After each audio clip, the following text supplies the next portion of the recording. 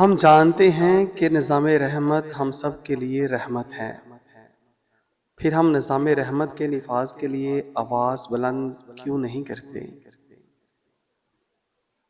کیا ہم سب شفاعت مصطفیٰ صلی اللہ علیہ وآلہ وسلم کے حقدار ہیں؟ ہم سب جانتے ہیں کہ طاغوتی نظام اسلام کش نظام ہے، پھر ہم سب مل کر طاغوتی نظام کے خلاف آواز بلند کیوں نہیں کرتے؟ کہ ہم سب شفاعت مصطفیٰ صلی اللہ علیہ وآلہ وسلم کے حقدار ہیں۔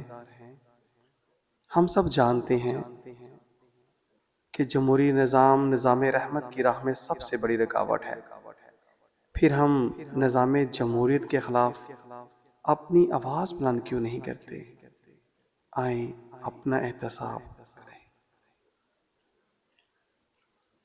ہم سب جانتے ہیں کہ اسکول و کالج میں رائج نظام تعلیم فرنگی غلامانہ نظام تعلیم ہے، جس کے حصول کے بعد ہم سب فرنگی نظاموں کے محافظ بن جاتے ہیں۔